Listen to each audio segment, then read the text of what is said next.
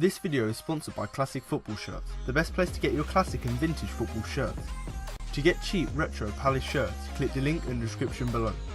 And for an extra 10% off, use the code CFSPJ10 at checkout.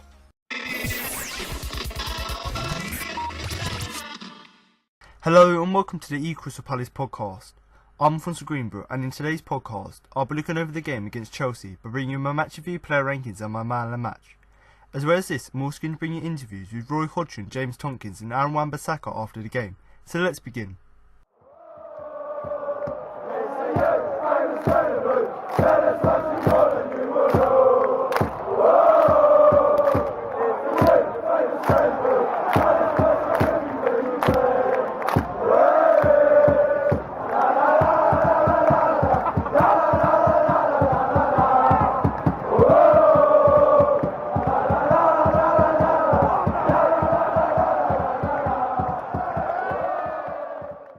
Crystal Palace's luck was certainly in short supply at Stamford Bridge, as Chelsea recorded a 2-1 win over Roy Hodgson's Eagles in their latest London derby.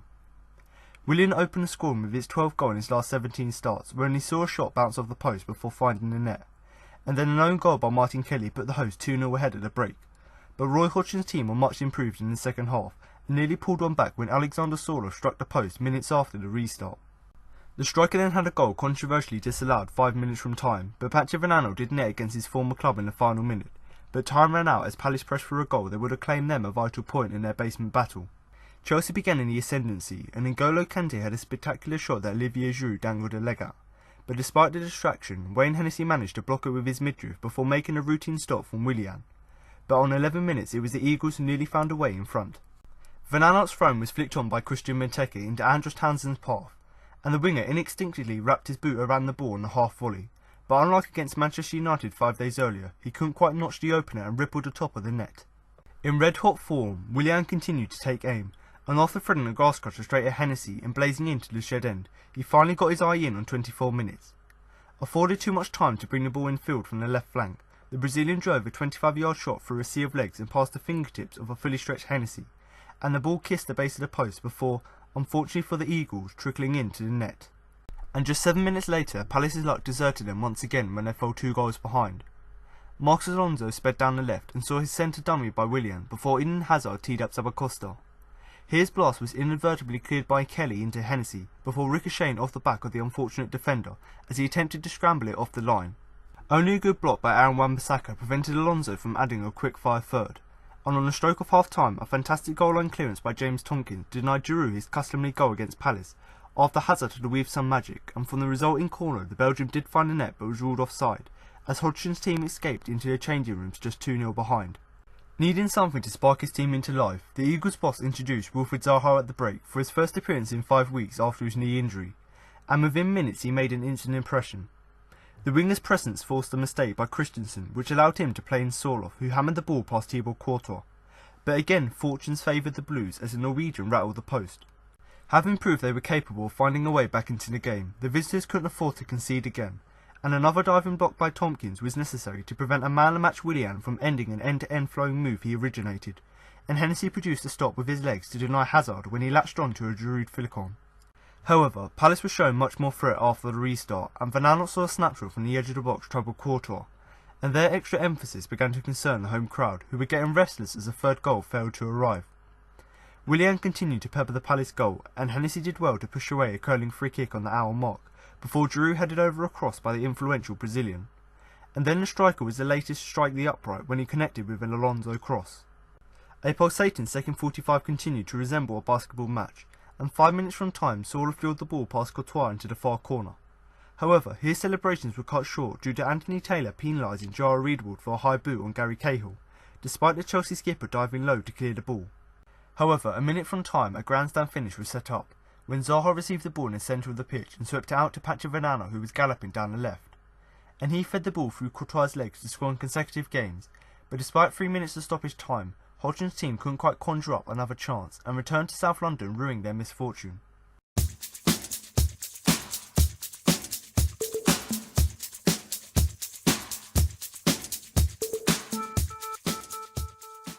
Crystal Palace remain in the bottom 3 of the Premier League after losing out 2-1 at Chelsea at Stamford Bridge on Saturday evening. The Eagles were beaten in West London at the home of the current champions, with Willian's opener and Martin Kelly's own goal giving Chelsea a 2-0 lead at half-time. Palace did improve in the second half and pulled a goal back late through Patrick van Aanholt, but it wasn't enough as they lost for a fourth time in a row in the top flight, leaving them in the relegation zone and 1 point from safety. But what do we learn from the game? Here are 5 things. Number 1. Palace showed plenty of fight. They may be in the bottom 3, but Crystal Palace are not playing like a side that looks doomed to relegation. The Eagles once again showed fight and character, particularly in the second half, as they looked to try and claw their way back into the game. Going 2-0 down at the home of the champions, they could have crumbled, but Palace did not lie back and came out a much better side after the break, and on another day could have been going back to South London with a point to show for their efforts. Certainly, if they show the same fight and courage in the remaining 8 games, they stand a good chance of avoiding a drop. Number 2. Tompkins impresses again. While Palace have struggled at times this season, not least in defence where they've had to make a number of personnel changes, one constant in recent weeks has been the form of James Tompkins. The former West Ham man has shone as one of the Eagles' standout performers, and he did so again at Stamford Bridge with a number of superb blocks, challenges and interceptions. The best of all was an incredible clearance off the line to deny Olivier Giroud a third goal just before half-time, and he proved his worth once again against the top 6 side, after also impressing against Tottenham a few weeks ago. Number 3. Sørloth out of luck. Crystal Palace's dead-on-day signing is still waiting to open his account for the Eagles after 4 appearances for Roy Hodgson's men. But he hasn't come any closer to breaking the duck than he did at Stamford Bridge, with Sørloth seeing his low drive rebound back off the post early on in the second half when well placed. He did have the ball in the net later on in the game after a superb strike amid a crowd of players in the penalty area, but his goal was somewhat harshly chalked off for a perceived high foot from Jar Riedewald. Palace's players were left aggrieved by the decision, and replay showed that it was quite unfortunate for the Eagles. Number 4. Zaha underlines his importance once again. Unlike against Manchester United, where Palace created plenty of chances, the Eagles had very few chances as Chelsea dominated in the first half, with Andros Townsend coming closest. Number 4. Zaha underlines his importance once again. Unlike against Manchester United, where Palace created plenty of chances, the Eagles had very few chances as Chelsea dominated in the first half, with Andros Townsend coming closest with a dipping strike into the roof of the net. But following the introduction of Wilfried Zaha at half-time, Palace had more of a threat going forward, with the Ivory Coast international's pace and trickery causing problems for the Chelsea defence. Indeed, his presence almost brought Palace back into the game straight away, with Zaha helping to provoke a defensive mistake that gifted the ball to Alexander Sørloth, who had a shot cannon back off the post. Zaha didn't have too many opportunities to run at the Chelsea defence, but every time he got the ball, he lifted the Palace crowd and struck fear into the Blues defenders. He had a hand in Palace's goal as he laid the pass into Van Aanholt, and once again showed why he is so important to the Eagles. And number 5, Van's the man. Patrick van Aanholt got himself on the scoresheet once again against Chelsea, with the former Sunderland man showing composure in front of goal as he made it 2-2 after failing to score in the first 28 games of the season. He's now netted 4 goals for Palace since signing from Sunderland, and he once again showed what he can offer going forward, with the 27-year-old providing an outlet down the left-hand side and getting a few shots on goal during the course of the game. Indeed, his contribution and end product going forward could offer Hodgson an alternative option on the left wing if required, with the Palace boss having the option of swapping him and Jeffrey Slupp if so desired.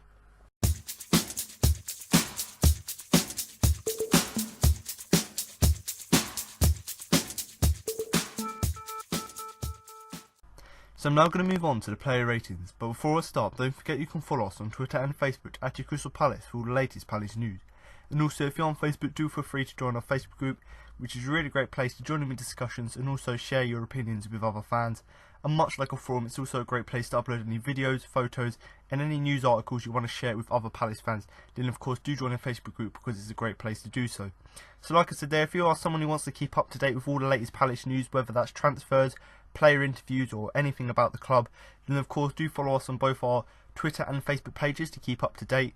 And if you are someone who, wants a different experience from a forum but still wants to have the same sort of thing, then of course do join the Facebook group, which we will accept all of you guys into, because that's a great place to have discussions with other fans, share your opinion on there so that others can read it, but also it is also a great place, for you to upload videos and photos. So if you want to share your photos of a Homesdale Fanatics display, for example, you of course can do so through the Facebook group.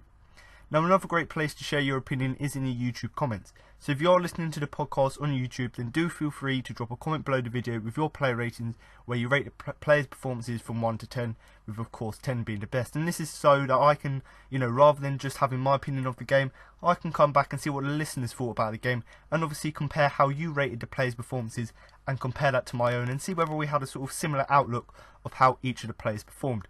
And obviously, whether you're a Chelsea fan or a Palace fan, even if you don't want to do player ratings, then of course do comment below with your overall views of the game. What you thought of the disallowed goal, whether you thought Chelsea should have won 5-0, which ultimately I sort of do think. Anything about the game, even if you are a Chelsea fan, do comment that below, so that obviously I can come back and see what the listeners thought, but also any other people who come to the video, they can not only listen to my views and my opinions in the podcast, but they can also read the comment section and see what obviously the listeners also thought about the game. And much like me comparing your opinion to my own, other fans can of course compare their own opinion to other people's in the comments. Now, if you do want to follow any of these social media pages or join the Facebook group, then do check all the links that will be in the description below. But I'm now going to move on to the player ratings, starting a goal with Wayne Hennessy, who I am going to give a 5. Made a few saves during the course of the game, but he may feel he should have done better with the goals, particularly with Willian's opener.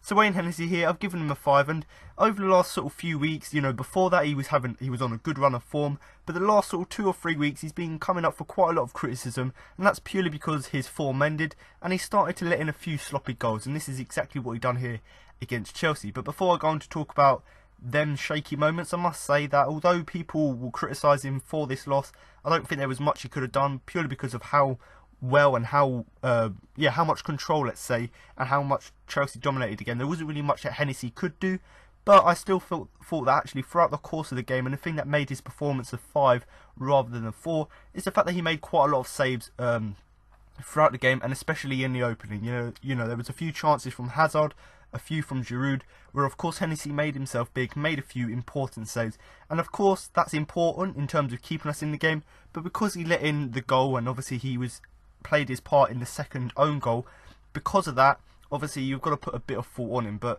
you've got to look at his performance overall, and actually the reason I've given him the 5 rather than the 4 is because he made quite a few important saves in the game, but obviously they weren't important enough, as we obviously went on to lose the game. But like I said already, although he made these saves, and some of them were really good in terms of being against Hazard one-on-one, but I still think he should have done better with the goals. The second goal, which I mentioned briefly, that was obviously an own goal. The ball got whipped in by Zappacosta, I believe it was.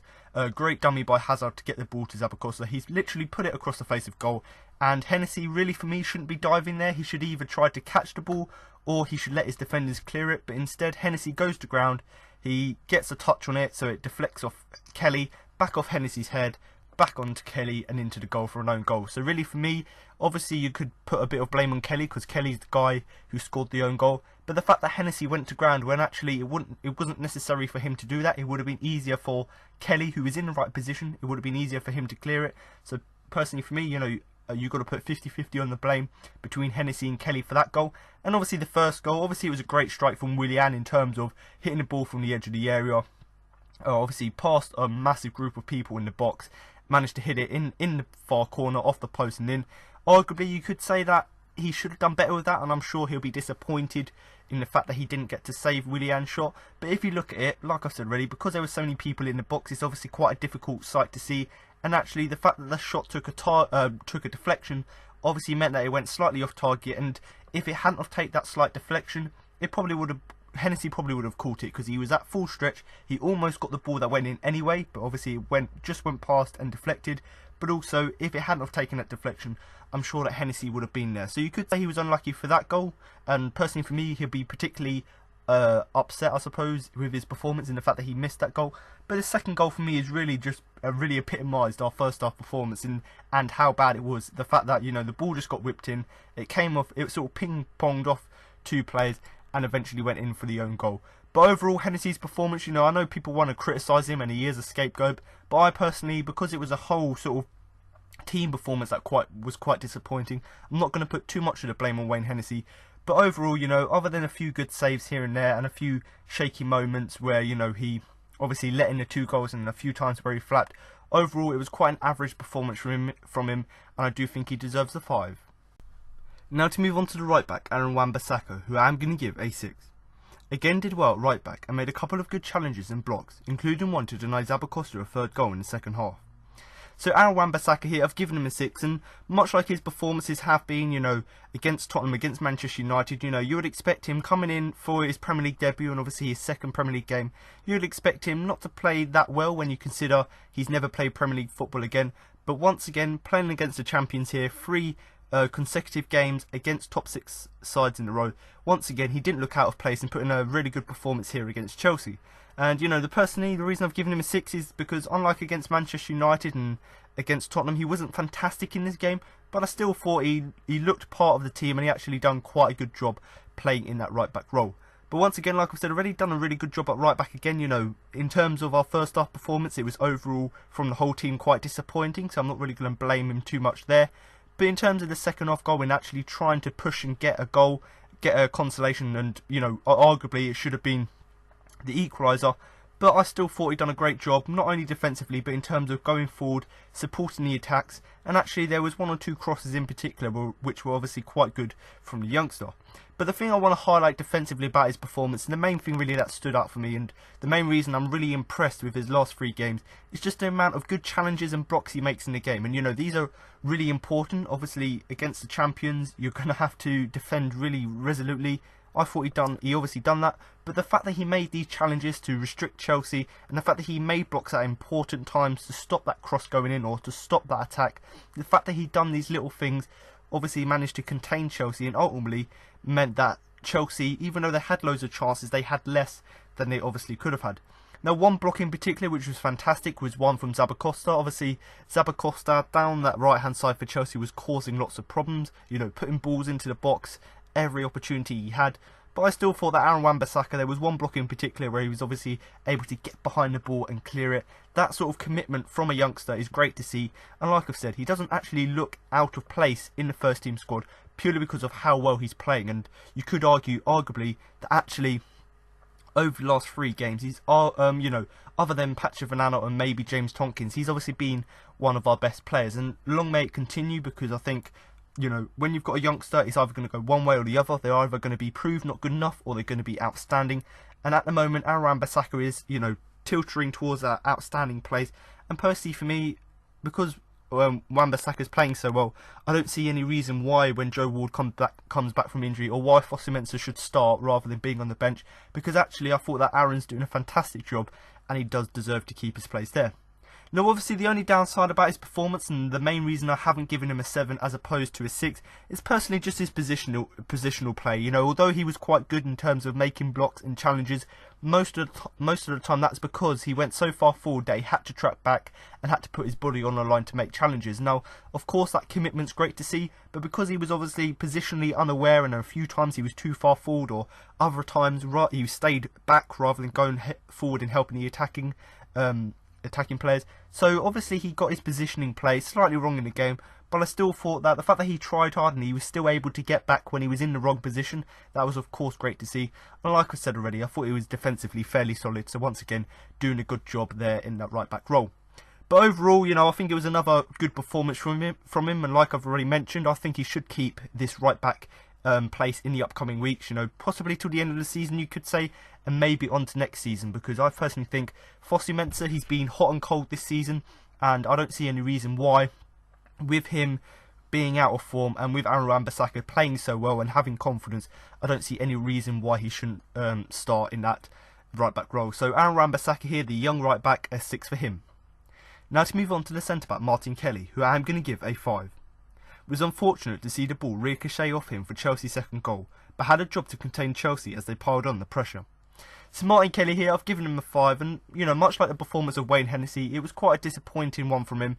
Obviously defensively in terms of that first half performance, but overall in the game, when you've got the likes of Aaron Wan-Bissaka and Tompkins who picked up their form in the second half, I wasn't necessarily impressed with Martin Kelly's performance in the first or even in the second half.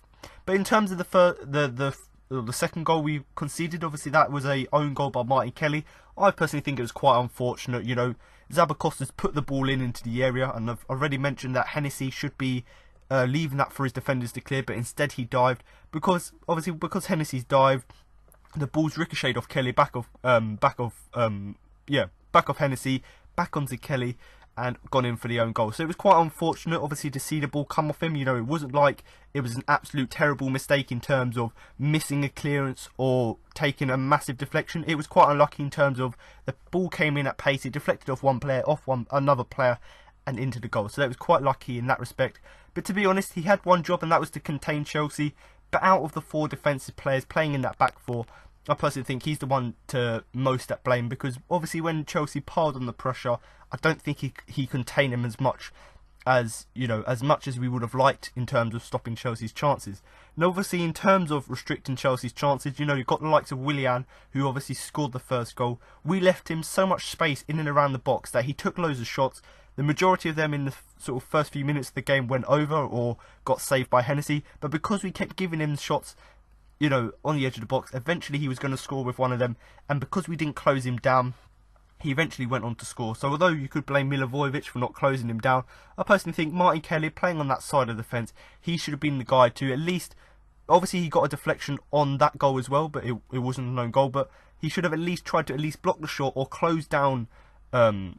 Willian, to stop him at least getting a shot away. But ultimately, because of these little errors and these mistakes we made, obviously that ultimately meant that we went 2-0 down at half time. And although we did pick up in the second half, I think Kelly in particular wasn't really someone who I picked out in terms of improving in the second half.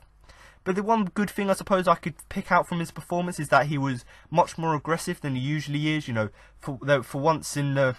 first time in him playing for Palace this season, I've seen him actually storm out of his box to the right hand side, to the right back position when obviously Wan-Bissaka was slightly further up the pitch. He closed players down and made sure that they couldn't get any balls into the box to create chances. So of course that's great to see from a centre back in terms of being positionally aware and seeing that if there's space on the right hand side, they've got to go back and defend it. So that was obviously great to see him actually going out there when there wasn't a player there to cover. That was obviously great to see, but that was no use really, because although he was closing them down, we were already 2 goals down, so just restricting them from scoring even more goals isn't really going to do anything to help us get back into the game. And that was the thing that was really disappointing for me.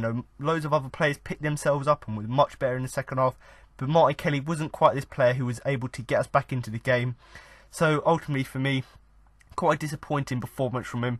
But like I've said already, even though he was disappointing in terms of him scoring the own goal and getting the deflection on the first strike, I still thought it was good to see him being aggressive than he usually is, and hopefully in the next few games he can either continue this, or with the return of Mamadou Sakho he'll be dropped to the bench. Hopefully that will give him time to get back his confidence, and if we do get another injury, or if we want to play 3 at the back for example, when we're want to protect a lead, whatever it is, hopefully he can be one of our important players going forward.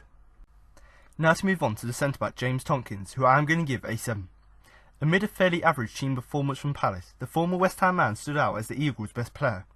He made a couple of vital challenges and interceptions, and a superb clearance off the line to deny Olivier Giroud an injury time at the end of the first half was booked in the second half. So James Tomkins here, I've given him a 7, and in terms of just summarising his whole performance, it was the complete polar opposite to Martin Kelly's, purely because of Martin Kelly, he scored the own goal, got deflection on the other, whereas Tomkins on the other side was absolutely solid in the game and was one of the main reasons why Chelsea didn't score more goals throughout the game. But in terms of the overall team performance, I've mentioned it quite a lot already, but overall it was quite an average team performance from Palace. No real player in the first half especially stood out, but for me I still thought that James Tomkins, he does what he normally does. Very rarely he puts in a less than a 7 out of 10 performance, and this is exactly what he done here, and you could argue he was our best player on the day. But the main thing I liked about his performance in comparison to Kelly's is Kelly didn't make any challenges, interceptions in the game, whereas James Tomkins, he done exactly that, and they weren't just your normal challenges, they were vital ones in terms of keeping us in the game. Whether it was a tackle or a challenge to stop Hazard running into the box, whether it was an interception to get the ball off Willian, whatever it was, James Tomkins done it superbly, and the times he did do it were really important in terms of keeping us in the game. And there was one in particular, a fantastic clearance off the line to deny Giroud. Obviously we know that Giroud always scores against Palace, but the fact that Tomkins was able to get back on the line and flick the ball out, I believe it was either for a corner or a throw, but he managed to clear the ball off the line, which was absolutely superb. And if you look back at the goal line technology, it was almost on the line, but the fact that Tompkins was able to get back and flick it in the way he did to get it out of danger was of course great to see. You know, that was at the end of the first half in injury time. If that had gone in, would have been game over, and I don't think we would have got that consolation goal in the first half. So the fact that he made that clearance kept us in the game at 2-0, and ultimately, because we weren't that far behind him, we weren't dead and buried, it gave us a little bit of a chance to, you know, get better in the second half and obviously try and get at Chelsea, which ultimately we did do in a much better second half performance. But once again, you know, I've looked online and, you know, it's always the same from him with his performances, but words like warrior were used to describe his performance, and I think that's really just epitomises how he is as a player. You know, he doesn't let any block hurt him, he always puts his body on the line, he always tries to give his best for the team, and that is of course great to see. In terms of making blocks everywhere, that was obviously great to see against Chelsea. You know, Chelsea kept bombarding us with shots and crosses, and James Tompkins was one of the main players, you know, clearing that danger and getting rid of it. And in terms of one thing that quite a lot of people picked up, and that's something that I actually, in this game especially, highlighted really, it's just the passion he has for the game. The fact that he didn't really care if he got injured making a challenge or a block. He'd do that, do his all for the team. And there were a few times, obviously that clearance off the line to deny Giroud, but there was one other chance as well where I believe it was Hazard was through on goal, and he literally put his body on the line, made a block. Obviously he went down injured because he got it right in his stomach, I believe it was, the ball, but he still got up, played on, and then once again that just really epitomises his sort of warrior characteristic, but also the passion as well, the fact that he's able to just throw his body on the line to give his all for the team.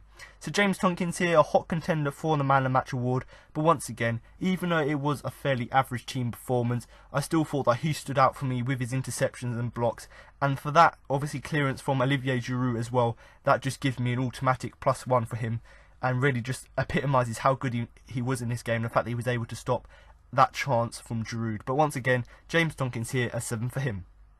Now to move on to the left back, Patrick van Aanholt, who I am going to give a 7. Got forward when possible and offered a threat, but Chelsea's second goal came down his side. Was booked in the second half before coolly finishing to reduce the deficit in the 89th minute. So Patrick van Aanholt here, I've given him a 7, and much like his performance against Manchester United, where I thought he was one of the better players on the field, once again here against Chelsea, against his former club, I thought he put in a fantastic shift. And in terms of, you know, carrying on his performance against Man United, I thought he'd done exactly that, with once again scoring another goal, which makes it 2 in 2, and obviously 4 in his whole Palace career.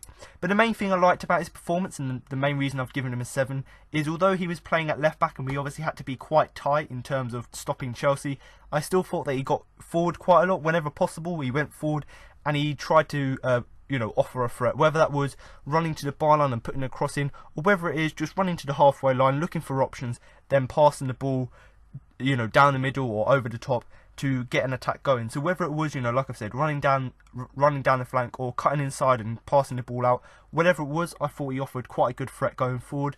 But obviously the one downside of his performance, and you could argue the reason I didn't give him an 8, because of how good his goal was, the main reason I've given him 7 is that Chelsea's goal came down his side. You know, Zappacosta, I said, was causing a lot of problems for Palace in the game, and obviously once again he was able to run down that wing, put in a cross really easily, and obviously Patrick van Aanholt should have been the guy there to block the shot or block the cross. Ultimately he didn't, and obviously the ball ricocheted in for the second goal. So personally for me, people criticise his positional awareness. I thought it was very good in this game, but for that just one moment where he allowed Zappacosta to get through on goal and put that cross in, maybe that was just a lapse of concentration, because normally, and we saw this in this game, normally he's pretty good at doing that, but on just that one occasion he wasn't there and he didn't stop the crossing.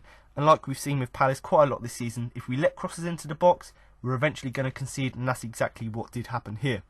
But obviously in the second half, another downside is that he got booked, but I'm not really going to talk too much about that. You know, taking one for the team, that's absolutely fine. But the thing that I really liked about his performance, you know, we know how good his strike was against Man United in terms of running on that free kick, hitting it far post against, or near post against David De Gea. That was great. But here again, he put the ball right under Courtois' legs. You know, absolutely mugged him off in terms of putting it through his legs, and a great finish as well. Now obviously I'll go on to talk about Zaha. Obviously Zaha had done that flick on to get the ball to Van Aanholt, but the fact that he was able to see that run from Zaha and see that Zaha was going to pass the ball, and the fact that Zaha's pass was right, but the fact that also that Van Aanholt timed his run perfectly, and the fact that he was able to finish it very coolly under the legs of Courtois was absolutely fantastic, and I'm not going to say that we deserved to draw this game, but certainly if Sørloth's goal hadn't been disallowed, Van Aanholt's goal probably would have been a worthy equaliser, purely because of not only the skill in the build-up in terms of Zaha flicking it on, but obviously the finish as well from Van Aanholt. Very coolly finished under the legs of Courtois. That was obviously great to see as well. But once again, just to really sum up his performance, I've given him a 7 because I thought he was one of our better players on the day. Once again, like I've already said, another goal which makes it 2 in 2, but obviously 2 this season, and obviously 4 in his overall Palace career. He defended okay throughout the game. I thought that he restricted Chelsea other than that second goal they scored. But, with him playing on that left-hand side, he did get little support from Jeffrey Schlupp. I thought that Jeffrey Schlupp was quite poor in this game, and because he got a little support there, obviously made his life a little bit more difficult for Patrick. But I still thought he overcome that and overall had a quite good game. So Patrick van Aanholt here, a 7 for him. Now to move on to the midfielder and captain Luka Milivojevic, who I am going to give a 5. Not his best in the middle of the park, committing a few fouls that Chelsea dominated. So Luka Milivojevic here, I've given him a 5, and unlike his performances have been obviously throughout the whole of this season, where arguably he's been one of our best players, this was quite a disappointing performance from him, and I don't know whether that's because it was just against Chelsea and Chelsea were playing so good, or whether it's just because he was just having a bad game, because overall I thought he was quite poor in the game, and that was both defensively, but also in terms of what he has done recently in terms of getting forward and actually passing the ball out from the back. I didn't quite see this enough in this game. But obviously, like I've said already, Chelsea, they were playing really well in this game. They won that midfield battle, and because of that, obviously Luka Milivojevic did obviously struggle to get into the game. And like I've said, his job is normally to sit in front of the back four, give them protection. But the fact that we conceded 2 goals quite early on in that second half really just shows that he wasn't at his best in the middle of the park. And much like what I mentioned with Willian's goal earlier on, arguably you could have said that he should have at least tried to block that rather than letting Willian just take shots from the edge of the box. He should have at least to try and put his body in the way of it to stop him getting the shot away. But like I've said already, it was quite a disappointing performance from him. But I still thought that if I had to pick out one thing, that was good about the game, is the fact that he committed quite a lot of fouls. Obviously Chelsea were dominating, but there were quite a lot of fouls that he'd done just to break up the play a little bit and just to give us a little bit of respite. And yes, that's great to see, but obviously you don't want just to be committing fouls in the game. You still want to have an impact elsewhere on the pitch, and that was something that was quite disappointing. I didn't quite see his impact other than making a few fouls here and there. I didn't see anything else from this game, like a crunching tackle or like a pass forward. I didn't see any of that like we've seen in past games. But in terms of, his defensive shield of the back four, I thought he was just really bad. He was atrocious in terms of just giving protection to the back four, because against a team like Chelsea where they're going to put so many men forward, they're going to have the likes of Willian, Hazard and Giroud, they're going to have loads of attackers on us. We obviously have to try and be compact, but we also need the midfielders to give us a lot of defensive protection.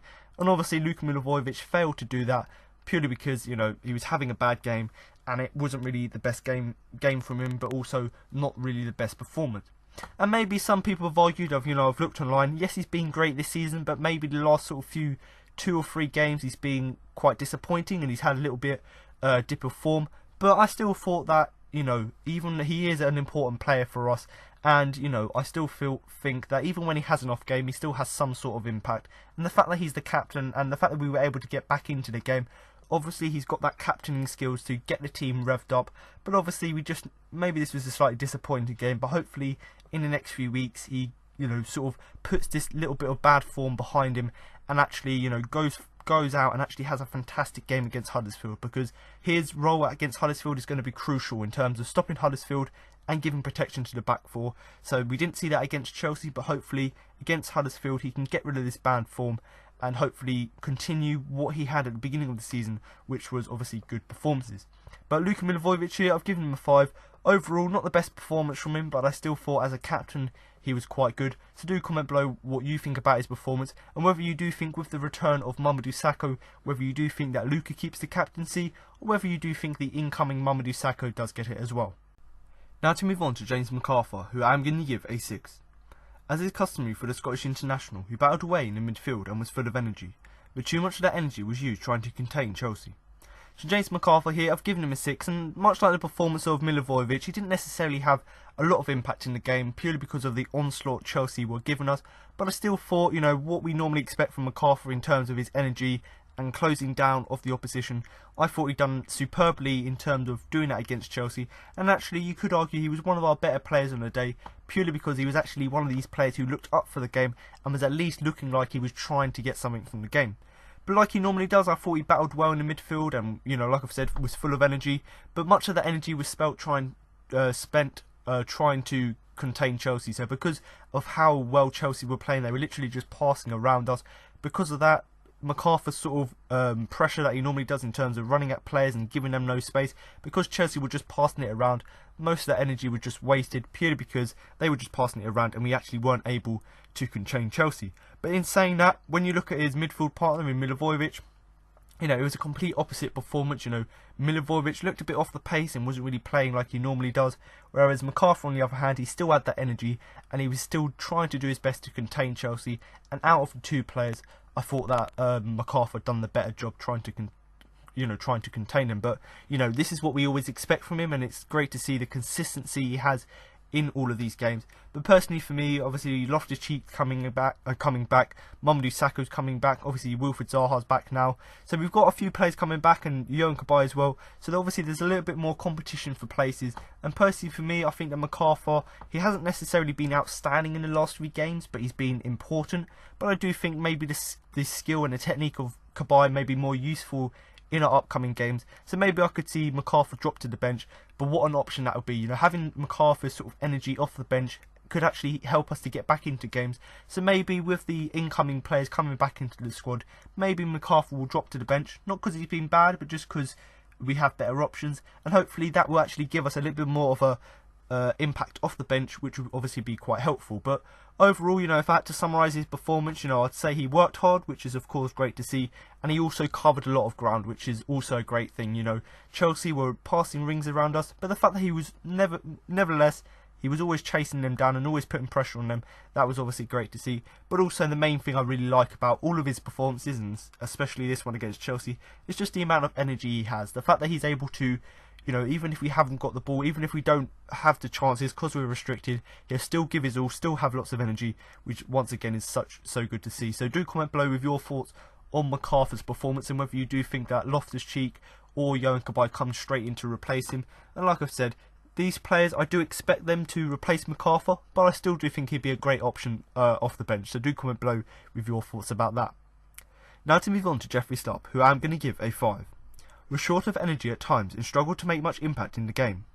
So Jeffrey Schlupp here, I've given him a 5, and unlike his performance against Man United, where I thought he was quite good in terms of setting up that assist for Patrick van Aanholt's goal, I thought in this game here, you know, was how I expected him to play against Man United, you know, just coming back from injury, being a bit lethargic, you know, being a bit lacklustre, and actually, instead of it being in his first game back, it was in his second game back here. And you know, I know Chelsea were playing so well and they dominated us for the majority of the game, but I still thought that Jeffrey Schlupp could have done better, and arguably some people would give him a 4, and I could say I did contemplate doing that, purely because of how bad his performance was. And you know, it wasn't the fact that he made loads of mistakes, it's just the fact that he was lacking that energy, and he didn't really look like he was having that much impact on the game. And for me, he rightly did get taken off towards the end of the game. But much like, or unlike against Man United, where I thought he was really important in terms of giving us pace to the side, against Chelsea here, yes, we didn't have that many chances going forward, but I thought that he really struggled to make that impact on the game. And maybe it's because Chelsea restricted us and he didn't get to use his pace, but wherever it was, obviously it meant that he didn't really have that much influence on the game.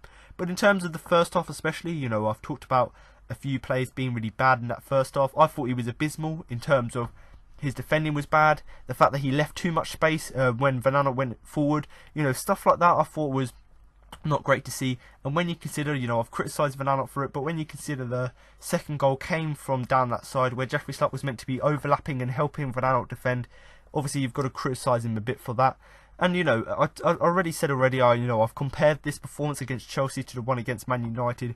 But against Man United, I thought he was really fast, and I thought he didn't look weak, and he didn't look like a player who's just come back from injury. Whereas here against Chelsea, I thought he looked really slow, he looked a bit weak, and he looked like a player who has just come back from injury. So whether the game against Man United was just a fluke, or whether it's just because, you know, he's come back from injury, he had a lucky game there against Man United, played well, whatever it was, he wasn't really playing up to that standard here against Chelsea, and he obviously did look like a player that's just come back from injury. Now I can understand that if that's the reason why he weren't playing that great.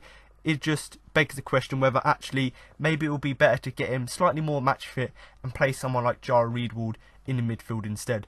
But, you know, a few points I've seen online that people have made, you know, on the BBS, on Twitter, people saying he has no desire or aggression. I totally agree with that. You know, against Man United we saw that. Against Chelsea here we didn't see that, and like I've said already, whether that's because Chelsea were playing well or whether that's just because he was having an off game and has just come back from injury, whatever it was, I thought that he didn't actually show, you know, I suppose the best way to describe it is desire. He didn't show that desire. He wasn't looking to make that game-changing thing, and he wasn't obviously having the aggression to hold off players and actually try and get things started. So I suppose that's the best way really to describe his overall performance.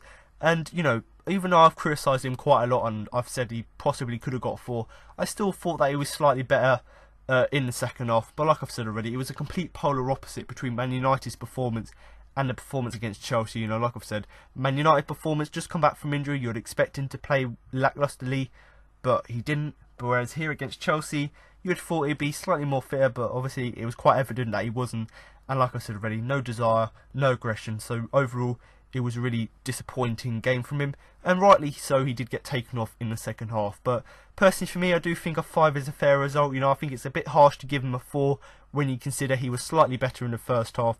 But, you know, like I've said to a few people in my group chat, you know, I think that first half you probably could have arguably, I think it's fully deserved to give him a 4, but when you consider he came out slightly more improved in the second half, I do think that the 5 I've given him is deserved. Now to move on to the winger, Andros Townsend, who I am going to give a 6. Went close in the first half with a shot from just inside the box, but overall had very little impact in an attacking sense. So Andros Townsend here, I've given him a 6, and unlike, or I suppose you could say unlike his performance against Man United, where he obviously scored and was quite an attacking threat for Palace, here against Chelsea he didn't necessarily have the same impact, but I still thought that in terms of our attacking threats and the fact that Chelsea restricted us to as few chances as possible, I still thought you could say that actually in an attacking sense he still had a little bit of an impact on the game. But in terms of our first chance we had, you know, great ball into the box by Benteke, great flick. Obviously Andros Townsend hit it on the volley, literally got it looping over the keeper. It had beaten Courtois, but it went into the top netting, so rather than going top corner, which it almost did, it obviously went just over into the netting. But it was great to see the fact that he's not only all about long shots, but he can also, you know, take a volley in the box and get that dip on it to almost get it into the goal. So of course that was great to see. But like I said already, even though you could argue he was one of our best attacking threats until Zaha came off the bench, I still thought that he didn't have as much impact on the game, like I said, in an attacking sense, that he could have possibly did. So personally for me, I think a 6 is a fair result. You know, I probably could have given him a 5 if it wasn't for these few shots he had in the box. But the fact that he was able to have a chance like that, and rather than just fluffing it, he actually took it and almost scored. That was of course great to see as well. But, you know, looking on the general, you know, the general consensus on Twitter is that he was okay. You know, it wasn't a terrible game from him, but he wasn't necessarily fantastic. But the thing that I did like about his performance, and, you know, one of the main reasons I've given him a 6, is just the clever positions he holds throughout the game. So whether that's, you know, waiting on the wing and actually getting a pass from the defence or from the fullback to run at defenders, or whether it's, you know, like I've said already, a ball from Benteke in the box where he's able to hit it on the half volley, whatever it is, I think he's, you know, finally, rather than just being primarily a winger, he's now drifting inside and actually getting into some clever positions, which ultimately are giving him more chances to score. So that's of course great to see as well. But Andros Townsend here, I think a 6 is a fair result. Like I've said already, had that shot in the first half. Other than that, no real chances, but I still thought he was one of our best attacking players on the day. So do comment below with your thoughts of his performance. Now to move on to the striker, Alexander Sørloth, who I'm going to give a 6. Put himself about a bit as he looked to cause problems for Chelsea. Came very close to opening his account in a Palace shirt, only see his shot cannon back off the post. So Alexander Sørloth here, I've given him a 6, and actually in the last sort of 4 games he's played, I've been, you know, progressively getting quite impressed with his performances, and I said last week that I thought he was actually a really good signing despite him not scoring. And once again here, you know, yes, it wasn't a great performance against Chelsea, but he showed a few glimpses of things, whether that was his hold-up play or whether that was obviously the goal that he scored which got disallowed. I saw a few glimpses in this game, obviously, that the quality he's got. And what we've got to remember is, you know, he's coming from a lesser league to the Premier League, so obviously that's a big step up. But also he's very young, so he's still got a few years to learn.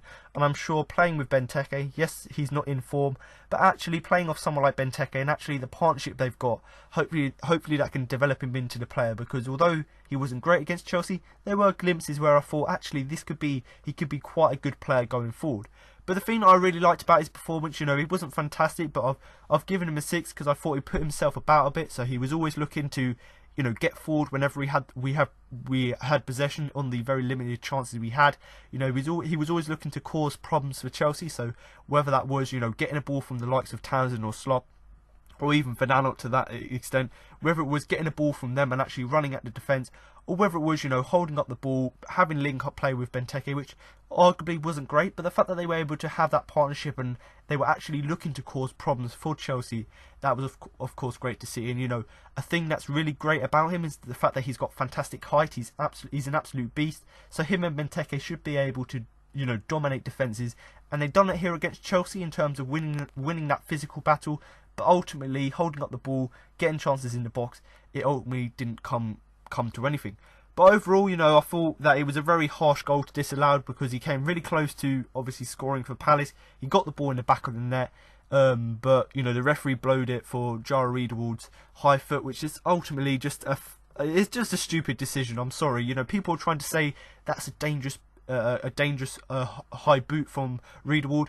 If you look at the replay, Gary Cahill is trying to head a ball which is literally 5 foot, not even 5 foot, I don't even, it was probably like 2 foot off the ground. So the ball's there, so Riedewald tried to kick it, but he's seen that Gary Cahill's diving for a ball that's only 2 foot off the ground. So Riedewald's pulled out of the challenge, the ball's come to Sørloth. Sørloth, fantastic volley into the goal, but the referee disallowed it for that. It's an absolutely disgraceful decision from the referee. You know, if the referee's not sure, you know, if you look at the sight line, the referee can see what's happening. If the referee's unsure whether it's a high boot or not, you give your original decision. You don't just say, "Oh, I'm just going to disallow the goal." If it's a goal, you've scored the goal. If you're not sure whether to disallow it or not, you just give the goal, because that's just going to cause more controversy. And, you know, people may say, because I'm a Palace fan, of course I'm going to say that it is a goal. But even, man, you know, I don't really listen that much to Match of the Day because quite a lot of the time they're also biased towards the big teams. But I did feel that, you know, the analysis they done of that was quite good in terms of just highlighting that even though the referee hasn't got the best view of it, he should give the goal. He should still give the goal, because he should see that Gary Cahill, there's been no contact there. He should see that Riedewald pulled out of it, and he should see that Cahill's diving for a header, which realistically he shouldn't be diving down to the ground to get. So personally for me, you know, I thought that was a really harsh decision. Do comment below with your thoughts about the penalty. I'm sure there will be quite a lot, or not about the penalty, about the disallowed goal. But personally for me, I think it's just an absolutely outrageous decision. And once again, the inconsistencies in the Premier League are just starting to show, because if that's not a goal for a player diving, then I don't know what it is, because a player could literally pretend to dive for a ball and pretend he's got pushed over when a legitimate goal was scored, like here against Chelsea. So once again, we need to get a bit more disparity between decisions like this, because if you're not really clear as to whether it is a goal or not, you just give the goal, because you can't be sure whether it was a high boot or not. And if you look at it, if someone dives to the ground and you lift your foot, even a foot off the ground, of course it's going to be a high boot because they're on the ground. So really for me, I don't really see why anyone can even justify it being a high boot when ultimately it's quite clear that it wasn't. Now obviously, other than the goal he got disallowed, Sørloth had another chance where right at the beginning of the first half, the second half, we came out all guns blazing. Wilfried Zaha with a bit of pace down that left-hand side, passed the ball to Sørloth, obviously after putting pressure on the Chelsea back four, and Sørloth's gone and absolutely whacked it past Courtois, and quite unlucky for us, it slams off the crossbar, and Chelsea are able to clear that. So he's showing that actually in front of goal, obviously someone like Benteke would probably put that into the side net, whereas Sørloth, he was able to get it beyond the keeper, but he wasn't quite able to get it into the goal. Because personally for me, looking at that, it's a really unlucky chance. Great pass from Zaha. Sørloth absolutely walloped it, and maybe some could argue he should be looking for the far post rather than the near post, but the fact that he was able to get it past the keeper was great, and that was obviously, it's halfway there to get it in, but the fact that it came off the post was of course unlucky. But Alexander Sørloth here, I do think he deserves the 6. You know, he put himself about a bit and obviously looked to cause problems against Chelsea. And like I've said, he had that one chance which hit the post, and obviously he had the disallowed goal that the referee wrongly disallowed, in my opinion. So really, for me, I thought he was quite unlucky in this game, and you know, much like what I've mentioned at the beginning and in the past weeks, he is looking like quite a good signing. You know, people may say he's not quite up to the Premier League, but based on what I've seen in the last few weeks and the fact that he's still relatively young, I do think that there's more to come from him in the coming weeks. Now to move on to the final player, Christian Benteke, who I am going to give a 5. Had a chance early on with his head, but was found when he was found unmarked from a corner. But it was slightly too high for him and he couldn't direct the goal goalwards. So Christian Benteke here got taken off at half time because overall, you know, having listened to what Roy Hodgson said, he basically said, we had to change something and we had to bring on Wilfried Zaha. I had to pick one player to take off, and because the whole team played bad, it didn't matter who I took off, and he obviously took off Benteke for Zaha purely because that just meant we could slightly change up the formation and have a slightly more balance to our side rather than just playing 4-4-2. Because we had to have more men in the midfield, we obviously changed that formation up a bit.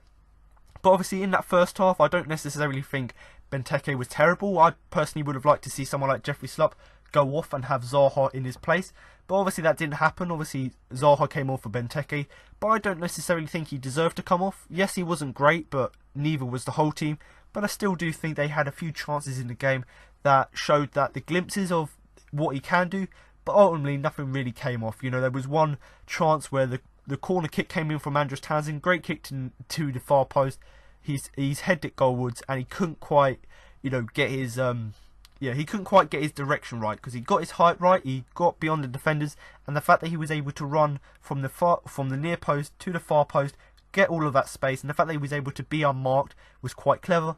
But obviously he got the height, but he wasn't quite able to get that direction on the ball, and he couldn't quite direct it goalwards for a goal. But the fact that he was able to find himself free, unmarked from a corner, and the fact that he was able to get the correct movement to get around there was obviously great to see. But in terms of the first half performance, you know, I talked about Sørloth already and the chances he missed.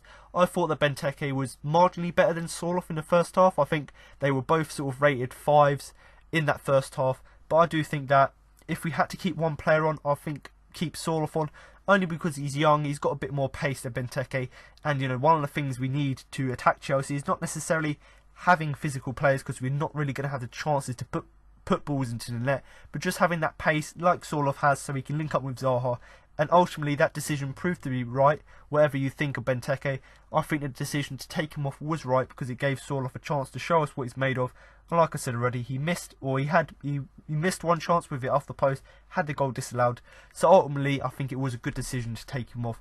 But do comment below your thoughts obviously about all of the players' performances, but particularly Benteke's, and also do comment below whether we'll stick with a 4-4-2 against Huddersfield, which I personally don't want us to do, because it looks like we keep getting overrun in the midfield. I'd rather us play a 4-5-1 almost against Huddersfield. And do comment below that if we are playing a 4-5-1, who you want to play as a striker, whether you do think Christian Benteke will take the role, whether you do think Alexander Sørloth will get another chance like he did here in the second half to obviously lead the line going forward. But personally for me, Christian Benteke, not the best performance, but certainly not the worst, so I think a 5 is a fair result for him.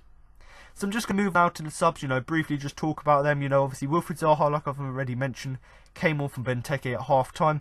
Jara Reedwald came on for Jeffrey Schlupp on 74 minutes, which personally I thought was slightly late. And obviously Chung Lee came on for Andros Townsend on 81 minutes. Had a little bit of impact, but just to start with him, not really going to give him a rating. He came off the bench, didn't really have that much impact because he came on so late in the game. And despite people, you know, giving him quite a lot of abuse, I still thought that Chung Lee came off the bench and made a slight impact. And actually, if you look back at the replay for Patrick van Aanholt's goal, it was Chung Lee who done that dummy, which allowed Zaha to pass the ball to Patrick van Aanholt, which obviously was great to see. So even though he's not one of the best players, he's not the most skilled player, I still thought that he came off the bench and didn't let that sort of pull him back. And I still thought he put in a decent performance, but no rating for him because he didn't really have time to make an impact. In terms of Zaha, I've already mentioned, came on for Benteke at half time. I'd probably give him a 7 because he's been on the sidelines for a few weeks, you know, with that knee injury. But the thing that he brought for us, even though he's not fully fit, he brought us that impetus, he gave us that energy going forward, and that's something that changed the game for us. You know, we weren't necessarily dominating Chelsea in that second half, but the fact that we were able to actually at least have a few more chances going forward, and the fact that we had a goal disallowed, and the fact that we scored a goal, the fact that we were able to put that attacking pressure on Chelsea in the second half once Zaha was introduced was of course great to see. But, you know, much like has been, you know, the reoccurring theme this season, you know, there was no service for him. You know, obviously Sørloth was playing up front and Zaha was playing just behind him or out wide. But because of that lack of service, he didn't really get that many chances to go forward because he can't do it all on his own. You know, we can't just ping the ball up to him long and him to create all the goals.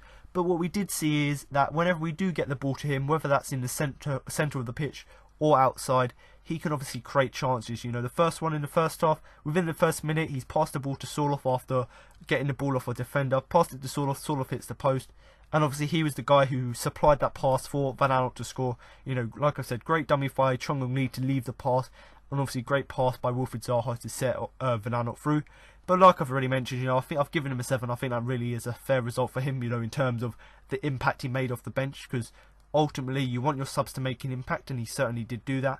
But like I've said, he gave us that what we were missing in the first half. So he gave us that pace and that attacking impetus, but also that gorgeous reverse pass for the assist for Van Aanholt's goal was of course great to see as well.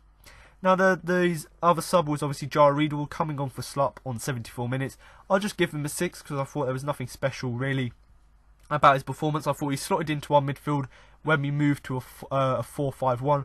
I thought he really suited that role and he fitted in quite well alongside MacArthur and Luca, and that's something I potentially, if we are going to play a 4-5-1 against Huddersfield, I'd like to see them three partner in midfield because I thought they'd done quite a good job here against Chelsea. But much like what Chong Lee did, there wasn't necessarily much impact on the game. He didn't really do anything much, but he still looked quite bright in the game. You know, his passing was quite good, and once again, he was one of the main players for us, you know, getting back into the game. But like I've said already, you know, I talked about this briefly with Sørloth's goal. It was really unlucky because there was no way that Jara Riedel fouled Cahill. There was no contact there, which the linesman should have seen.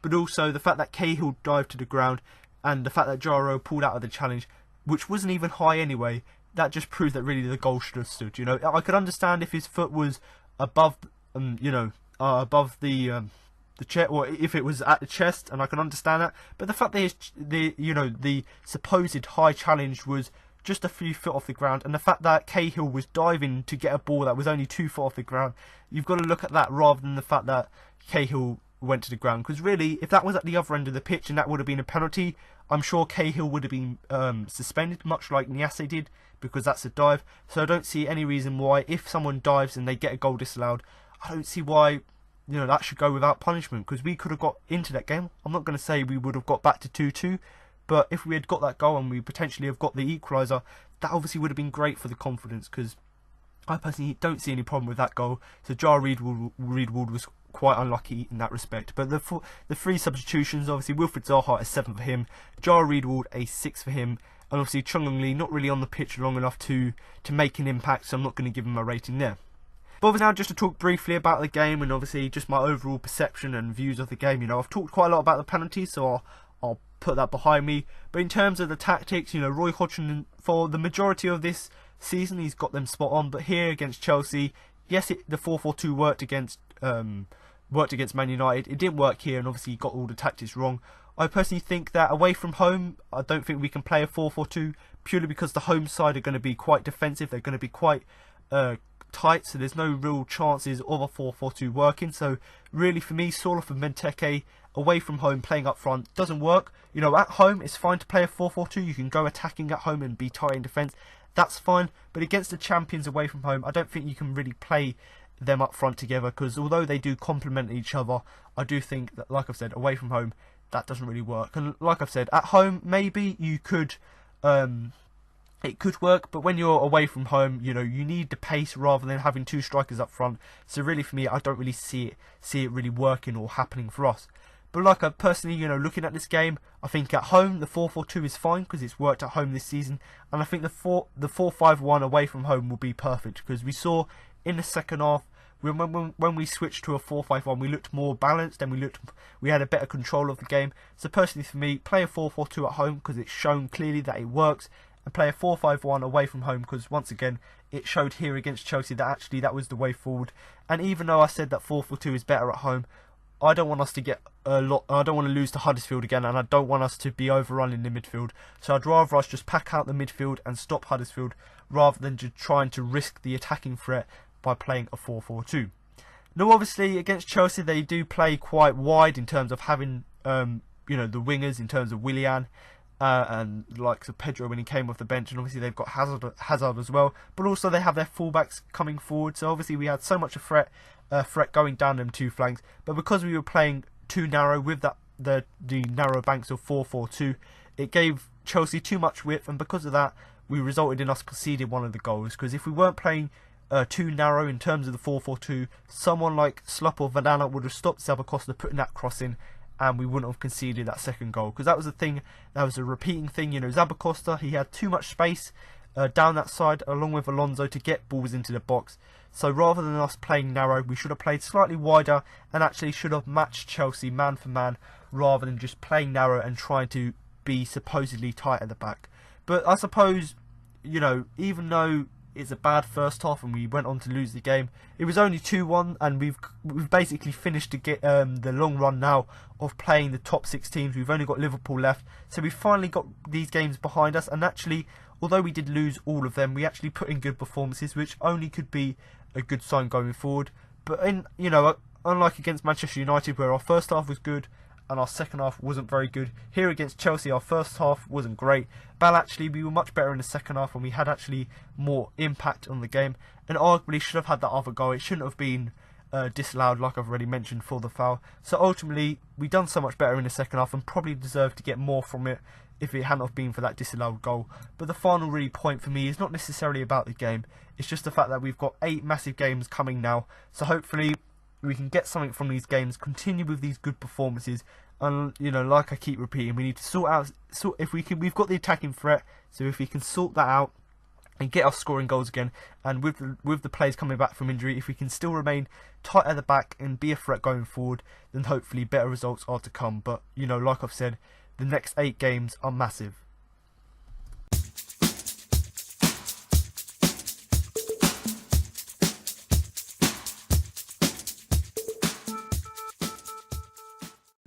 So I'm now going to move on to my Man of the Match award, but before I do that and give you my Man of the Match, I thought the biggest influence in the game, I'm now going to give you the 4 nominations I put forward for the award.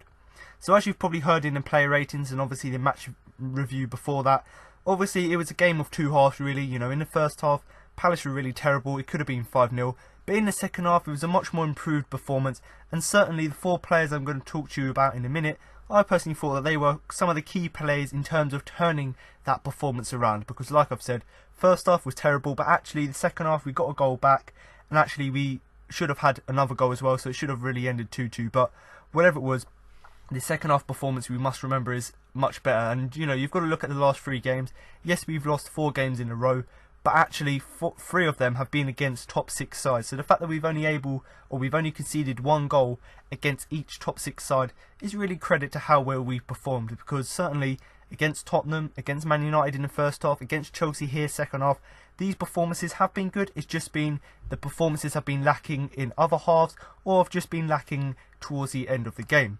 Now personally for me, the 4 players I personally thought had an influence in the game were Aaron Wan-Bissaka, James Tompkins, Wilfried Zaha and James McArthur. So just to go through why I've put them on there, and if you do disagree with the players I've put on here, then do feel free to comment below. But personally for me, Aaron Wan-Bissaka kept his place at right back. I think he totally deserved to do that because, the last 2 games he's been superb there. But once again, against Chelsea, another top 6 side, he put in a fantastic performance. He was working hard, which was great to see. And actually, defensively, he wasn't really at fault for any of the goals. So actually, you could say that actually, defensively, he was fairly solid. And the thing that I really like about his game is, you've got Fosu Mensah, who's always diving into challenges and most of the time missing them.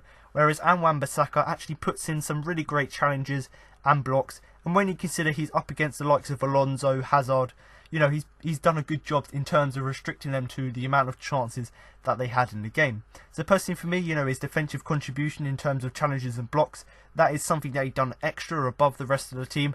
And actually in the first half, where we were quite bad, he was probably one of the better players to take from that half. Obviously, James Tompkins, he's been superb in recent weeks, but once again, absolute warrior here against Chelsea, and that's the main reason I've put him in this shortlist. But the main reason he was an absolute warrior is because of the amount of blocks he made, and that's why he's on this shortlist, because these blocks he made kept us in the game. Because like I've said, the first half we were terrible. It probably could have even been 4, maybe even 5-0, purely because of the amount of chances that Chelsea had. But once again, like we say every week with James Tompkins, because he made all of these important blocks and all of these important challenges and interceptions, he obviously kept the game at 2-0 at half-time, and ultimately led to us having that clean sheet in the second half, and, you know, once again, putting pressure on Chelsea in the second half to help us go forth and get the equaliser. But the main one for me, obviously his blocks overall were good and his challenges and interceptions, but that one superb clearance from Giroud where he managed to flick it behind him off the goal line, for that one in particular, you know, you've got to put him on the shortlist, because that was an absolutely superb goal line clearance. Obviously Wilfried Zaha started on the bench, came off the bench, and he was one of the players who changed the game for me. He was one of the players who actually made an impact and actually changed the game for Palace in the second half. And the thing that I liked about him is, obviously we know the skill and the pace he's got, but he just brought us something that we were missing in the first half. He brought us that impetus for us going forward, because, you know, Jeffrey Supp weren't really playing that well. Benteke and Sørloth weren't really connecting that well up front. So by bringing in Zaha, moving, obviously Slop stays out wide, and just moving Sørloth slightly further forward and Wilfried Zaha behind, that sort of change going forward actually seemed to help us. And obviously with the pace and trickery of Zaha, that gave us sort of the impetus to push on in the game and try and at least get something from it. And the main reason he's on here is, you know, there's not many players I could put on the shortlist, so I'm quite limited in terms of the performance. There's no one who warrants it. But actually Zaha, he also did supply the pass for Van Aanholt, so he's finally got another assist.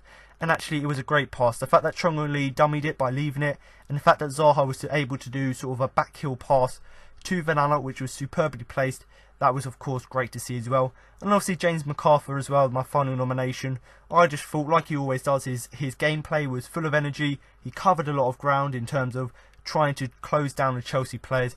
And although that didn't work really well in the first half, in the second half, in terms of keeping that half of the football 0-0, I thought he done a superb job there. And much like I always say about his performances, he battles away, he does what he can, and he gives his all for the team.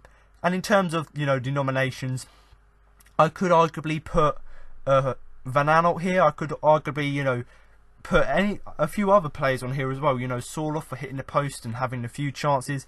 You know, I could have put a few more players on the shortlist, but I picked these players because obviously they stood out for me in terms of Wan-Bissaka and James Tompkins defensively, and obviously McArthur and Zaha for their influence and actually their sort of actual impetus in terms of helping Palace go forward. But for me personally, you know, do comment below if you do disagree with me, but I think there's only one winner for this week's Man of the Match award, and that does go to James Tompkins. So congratulations, James. You don't get a trophy or certificate, but you do get my sincere congratulations on what was once again a solid performance from him. But the main reason that, obviously his defensive performance was as good as Wan-Bissaka's, but the main reason I've put him, or he's won my Man of the Match, is just because of how many clearances he made in the game, and that one particular from Olivier Giroud. Because if he hadn't made the interceptions, then of course it would have been more, but if he hadn't have made, because he made that superb one which was absolutely world class, then of course, you know, you've got to warrant him for that. But like I've said, there are a few other players like Van Aanholt who could arguably be on this shortlist, but personally for me, I do think that Wan-Bissaka, Tompkins, Zaha and McArthur do deserve to be on the shortlist, and personally I do think that James Tompkins is a worthy winner of the award. So now you've heard my match report, player rankings and my Man of the Match. That concludes this week's podcast. Now I've got interviews with Roy Hodgson, James Tompkins and Aaron Wan-Bissaka following the game. James, difficult game today. Is it fair to say with a bit more luck it could have been different at the end? Yeah, it seems like we got a bit of a habit of saying it. That's the problem. Last minute goal of Spurs, and last minute goal against us, of Man U. And a game, if it would have gone on maybe a bit longer, we might have scored. And obviously unlucky with the decision from the referee cancelling out Alex's goal, really. So, you could look at it and say we're unlucky. But to us, it's like another defeat. And even though we've took the big, the big teams close and we're taking them right down to the wire, it just seems obviously still disappointing because loss of losses to us. Whether we win, whether we lose 5-0, 1-0, it's still a loss, and we need points now. So. And on that disallowed goal, what did you make of it? Yeah, no, for me, not a chance. It was a foul. I think he pulls his leg away. I think gyro. So I think even I think Gary got asked by one of the lads, and he said, "I don't know why it was given." I think so. You know, disappointed. The referees made that decision when there's no reaction from the Chelsea players. So disappointing, but we know we have to go again. And Aaron Wan-Bissaka kept his place, played alongside him again in defence. How well has he done?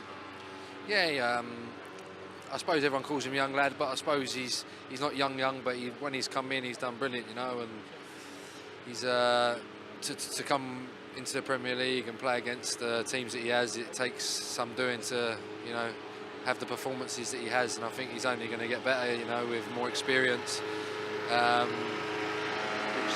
which hopefully I'm trying to give him, and obviously the lads at the back are trying to give him. So we obviously like him, and you know, he's going to improve, and he's been brilliant for us. And we saw Wilfried Zaha come back into the side today. Immediate impact with the assist for the goal. How much of a boost is it to have him back? Yeah, massive. Yeah, Wolf changes games on his own, so he's a massive player for us, and hopefully we can keep him fit to the end of the season, because he's going to be vital, I think. So, you know, the fans love him, and, you know, rightly so. I think he's massive for us, yeah. And Huddersfield up next. A very important game with the games that follow it after. What do you hope for that? You know, we need a win, you know, simple as that, I think. We can't lose the game, that's for sure. So, you know, we're going there looking for a win, and hopefully we can get some players back, like you said, Wolf back, massive boost, and a few others, hopefully.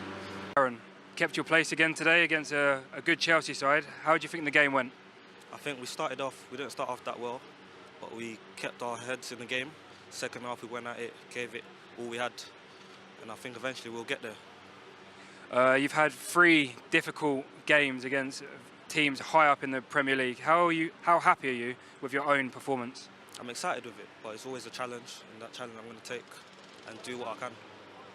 And we saw Wilfried Zaha come back today into the squad. How much of a boost is it to the team to have him back involved? There's a lot of a boost. I think it gives the team confidence to push on as he brings us forward up the pitch. So I think that's well, and it's good that he's back.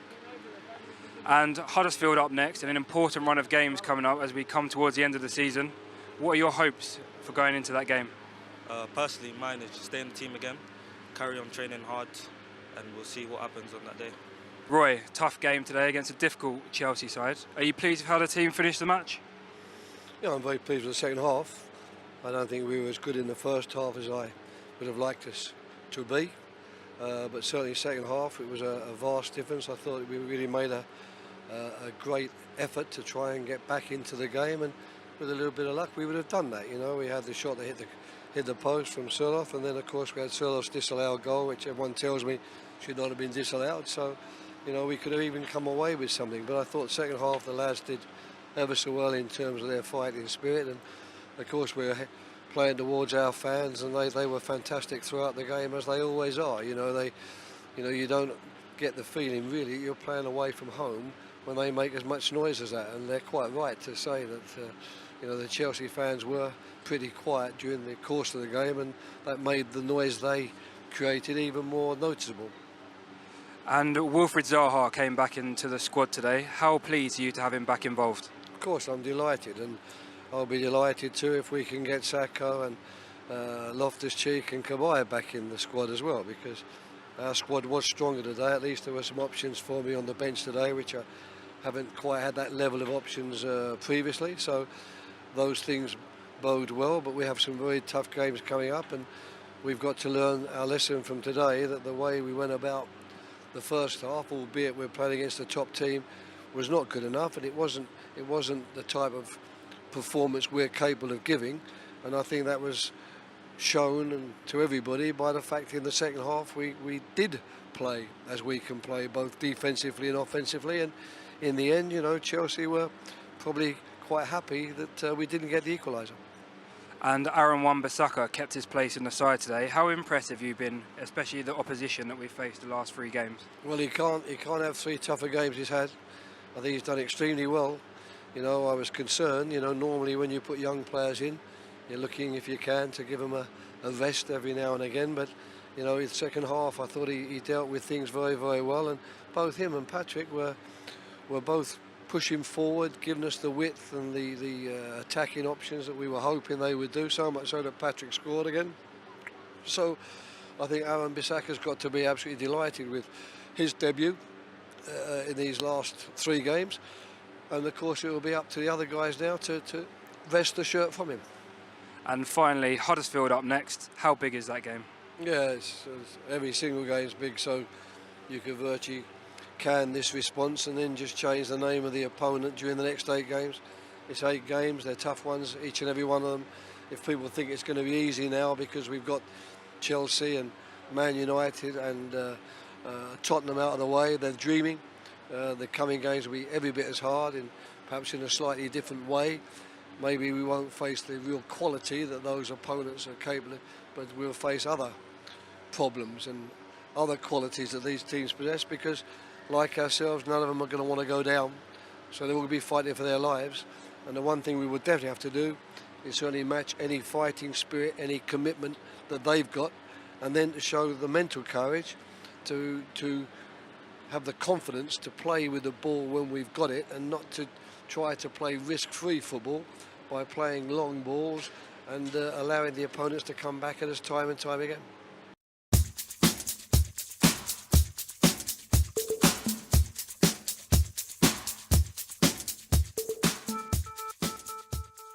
So there you have it. Now you've heard what Roy Hodgson, James Tompkins and Aaron Wan-Bissaka had to say after the game. That concludes this week's podcast for the game against Chelsea. But make sure to come back next week for my post-match review for the game against Huddersfield. So thanks for listening, and remember to up the Palace.